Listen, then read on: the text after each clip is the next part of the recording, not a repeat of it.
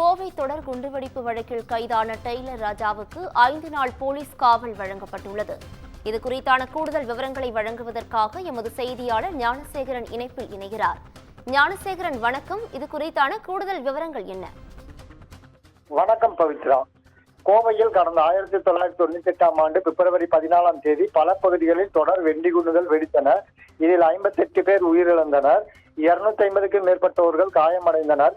இந்த குண்டுவெடிப்புக்கு காரணமாக இருந்த மொத்தம் 158 பேரை காவல்துறையினர் கைது செய்தனர்.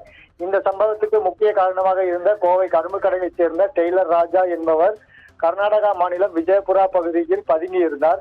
அவரை 28 ஆண்டுகளுக்கு பிறகு தீவிரவாத தடுப்பு பிரிவு போலீசார் கைது செய்தனர். பின்னர் அவரை பலத்த பாதுகாப்புடன் கோவைக்கு அழைத்து வந்து நீதிமன்றத்தில் ஆஜர்படுத்தி கோவை மத்திய சிறையில் அடைத்திருந்தனர்.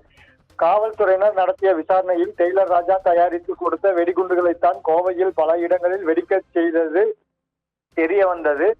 எனவே டெய்லர் ராஜாவை காவலில் எடுத்து விசாரிக்க காவல்துறையினர் முடிவு செய்தனர். இதற்காக மனு தாக்கல் செய்திருந்தனர். கோவையில் உள்ள 5வது குற்றவியல் நடுவர் நீதிமன்ற நீதிபதி தடுப்பு பிரிவு போலீசார் மனு தாக்கல் செய்த நிலையில் இன்று டெய்லர் ராஜா ஆஜர்படுத்தப்பட்டார். அவரை டெய்லர் ராஜா 5 நாள் காவலில் எடுத்து விசாரிக்க நீதிபதி அனுமதி அளித்துள்ளார். 21ஆம் தேதி மாலை மீண்டும் ஆஜர்படுத்தவும் உத்தரவிட்டுள்ளார். காவல்துறை தரப்பில் 10 நாட்கள் விசாரிப்பதற்கு அனுமதி கேட்கப்பட்ட நிலையில் 5 நாட்கள் அனுமதி அளித்து நீதிபதி உத்தரவிட்டுள்ளார். தற்பொழுது பலத்த பாதுகாப்புடன் டெய்லர் ராஜாவை காவல்துறையினர் அழைத்துச் செல்கின்றனர். பவித்ரா, கூடுதல் விவரங்களுக்கு நன்றி ஞானசேகரன்.